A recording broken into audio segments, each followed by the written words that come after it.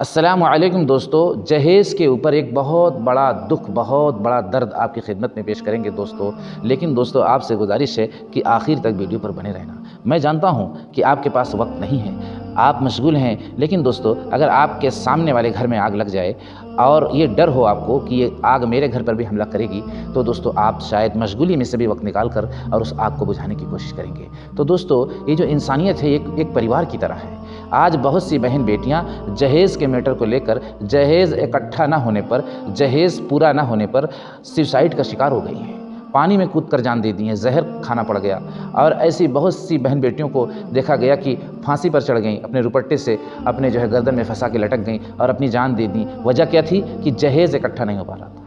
دوستو اتنا بھیانک ماحول ہم نے بنا دیا جہیز کا سوال کر کے۔ ارے جوانوں، میں آپ سے گزارش کرتا ہوں ایسے سوال کرنا بند کر دو۔ ترس کھاؤ ان ماں باپ پر جو غریب ماں باپ کہاں سے 5 لاکھ 7 لاکھ کا جہیز اکٹھا کریں گے۔ اکثر شادیوں میں یہ بات سننے میں آ رہی ہے، میرے اوپر 2.5 لاکھ کا قرض ہو گیا، کوئی کہہ رہا ہے میرے اوپر 5 لاکھ کا ہو گیا، کوئی کہہ رہا ہے میرے اوپر 1.5 لاکھ کا ہو گیا۔ کیوں دوستو؟ آپ کے سوال کرنے سے۔ دوستو کتنا ماحول میں شدت پیدا ہوگی، کتنی رکاوٹ پیدا ہو گئی شادیوں میں کہ ایک آخری راستہ لوگ اختیار کر رہے ہیں جو ناجائز اور حرام ہے، کہ دنیا کو ترجیح دے کے اپنے آپ کو ہلاک کر لینا، یہ آخرت کو برباد کرنا ہے، یعنی آنے والی زندگی آپ کی خراب ہو گئی۔ ایک لڑکی کو بغیر نکاح کے، بغیر شادی کی زندگی گزار دینا چاہیے، لیکن جان نہیں دینا چاہیے اس کو۔ یہ طے کر لے ہر بہن بیٹی، اس لیے کہ اپنے رب کو اسے اپنے رب کے سامنے کھڑے ہو کر اپنی زندگی کا حساب دینا ہے۔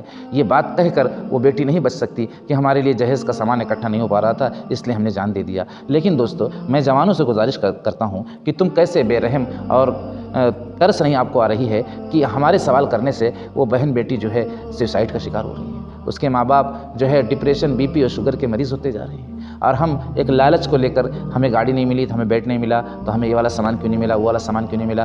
یہ میٹر اس قدر پھیلا ہوا ہے دوستو کہ غریبوں کا جینا دشوار ہو گیا ہے، کہ لوگ 55 سال کا سفر کر رہے ہیں اس ڈر اور خوف کی وجہ سے کہ مجھے اپنی بچی کا جہیز اکٹھا کرنا ہے۔ بھائی کی عمر ہو گئی ہے شادی کی، لیکن اس لیے نہیں کر رہا ہے کہ اپنی چھوٹی بہن کا جہیز اکٹھا کرنا ہے اس کو، اور جہیز اکٹھا نہ کرنے کی وجہ سے وہ گناہ گار بھی ہو رہا ہے، اس لیے کہ شادی جب نہیں کرے گا تو اس سے گناہیں ہوں گی، یہ طے ہے، یہ ہونا ہی ہونا ہے۔ لیکن وہ اس غم میں ڈوبا ہوا ہے کہ میری بہن کا بھی جہیز اکٹھا نہیں ہوا۔ ارے میرے جوانوں، آپ نے یہ کون سا سسٹم قائم کر دیا کہ لوگ اپنی جان تک دے رہے ہیں آپ کے سوال کرنے سے؟ آپ کو ترس نہیں آ رہا ہے؟ وہ ماں باپ رکشہ کھینچنے والے، اور ماں باپ سبزی بیچنے والے، وہ باپ جو گارا مٹی کا کام کرنے والا، وہ کہاں سے 5 لاکھ کے جہیز اکٹھا کرے گا میرے بھائی؟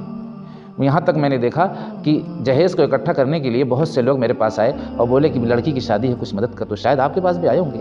یہ کیوں ہوا؟ وہ جہیز کے ڈر کی وجہ سے کہ اگر جہیز میں نہیں دوں گا تو میری لڑکی کے سسرال والے اس کو ستائیں گے، ماریں گے، جلا بھی سکتے ہیں۔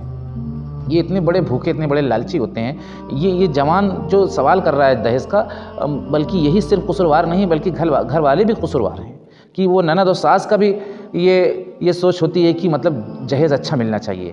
ارے یہ نہیں دیا، ارے وہ نہیں دیا، ابھی تو لڑکی اپنے گھر کی محبت، اپنے گھر کا غم بھول نہیں پائی ہے، اور ہم اس کو اس بات سے ٹارچر کرنے لگے، یہ ملا وہ نہیں ملا، اور ان کے پاس اتنا ہی تھا، یہ لوگ اتنے پیسے والے نہیں، لوگ غریب ہیں۔ اس قسم کا طعنہ جب اس بچے کے کان میں پڑتا ہے تو ایک تو گھر کے چھوٹنے کا صدمہ، گھر کے چھوٹنے کی جدائی اس کو پریشان کرتی ہے، اور ادھر دہیج کی عجیب بات گھر کے اندر سننے میں جب آتی ہے اس کو، تو اس کا دل اور گھبرانے لگتا ہے، کیونکہ ابھی وہ اپنے ماں باپ کی گود میں سے نکل کر آئی تھی۔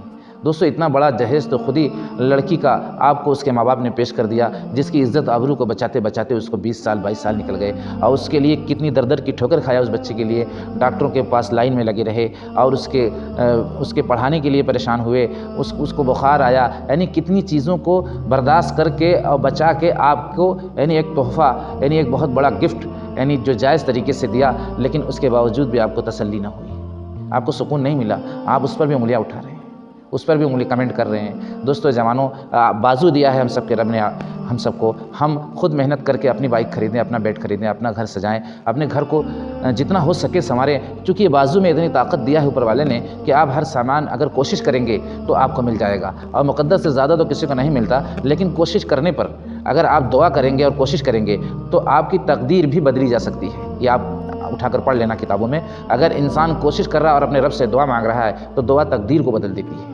اتنی بڑی چیز تو خود ہمارے پاس ہے، پھر ہم اتنے بڑے نقصان کا ذریعہ کیوں بنیں کہ وہ رکشہ کھینچنے والا کہاں سے اکٹھا کرے گا؟ دوستو بھیک مانگنے پر ماں باپ مجبور ہو گئے، اور ایک طرح سے وہ جوان اور جوان کے گھر والے بھی بھیک مانگ رہے ہیں क्योंकि जहेज़ का मांगना हराम है, ये नाजायज़ है, ये भीख की तरह है दोस्तों। तो हम ज़ाहिर सी बात है हम भीख मांगने को पसंद करेंगे। हम भीख मांगने वालों से हम समझाते हैं कि भाई भीख मत मांगा करो, यानी आपको आपके रब ने, हम सब के रब ने जो है 4 हाथ पैर दिया, आप कमाओ, मेहनत करो यार, ये भीख मांगने का क्या तरीका आपने इख्तियार किया। हम लोगों को अक्सर समझाते भी हैं। वही चीज़ हमारे ऊपर आती है, जहेज़ के मैटर को लेकर हम समझ ही नहीं पा रहे हैं कि ये भी भीख है, इसको भी भीख कहते हैं, ये इसको भी ज़ुल्म कहते हैं, लेकिन ये बात हम समझने के लिए तैयार ही नहीं। आज मेरे दोस्तों कितनी बड़ी दौलत आपके हवाले हुई है, मैं तो क्या बताऊं, इससे बड़ा जहेज़ क्या है, वो बेटी आपके हवाले उसने कर दिया। तो दोस्तों आखिरी गुजारिश मैं ये करूँगा कि दहेज लेने वाले दहेज लेने से रुक जाएँ। अगर कोई खुशी से भी दे रहा है तो कह दें कि भाई माहौल में एक आग लग गई है, इसलिए मैं खुशी से भी लेना पसंद नहीं करूंगा। इसलिए मैं जानता हूं कि खुशी से लेना चाहिए, लेकिन माहौल में इतना बड़ा बिगाड़ आ गया है, बहुत सी बहन बेटियां सुसाइड का शिकार हो गई हैं, बहुत से माँ बाप भी मर गए हैं कि मैं इकट्ठा कर नहीं पाऊंगा, वो जाकर ट्रेन के नीचे कट गए, या तो फिर ये रास्ता इख्तियार कर लेते हैं छिनौती का, डकैती का, अपहरण का। तो ये सब सिस्टम जो है जो लड़के के घर वाले हैं उन्हीं की वजह से तो पैदा हुआ। इसलिए दोस्तों मैं गुजारिश करता हूँ और रिक्वेस्ट करता हूँ उन समझदारों से जो नमाज रोज़े के पाबंद हैं, अच्छे इंसान हैं, अच्छी जॉब उनकी, अच्छी पढ़ाई, अच्छी एजुकेशन है, कम से कम वो तो अकल से काम लें, कम से कम उनको तो तालीम है ना। लेकिन मैंने देखा है कि नमाज रोज़ा हज ज़कात करने के बाद भी लोगों के मुंह फूल जाते हैं, अरे यही मिला है जहेज़ में, यही लेकर आई हैं। पता चला कि दोस्तों हम दुनिया में अमन और सुकून और शांति पैदा करने आए थे, और हम खुद जो है लोगों की मुसीबत का ज़रिया बन रहे हैं, लोगों की सुसाइड का ज़रिया बन रहे हैं। कल क़यामत में जब हमको जवाब देना पड़ेगा तो फिर हम भाग कर कहाँ जाएंगे, जब हमारे पास कोई रास्ता नहीं होगा।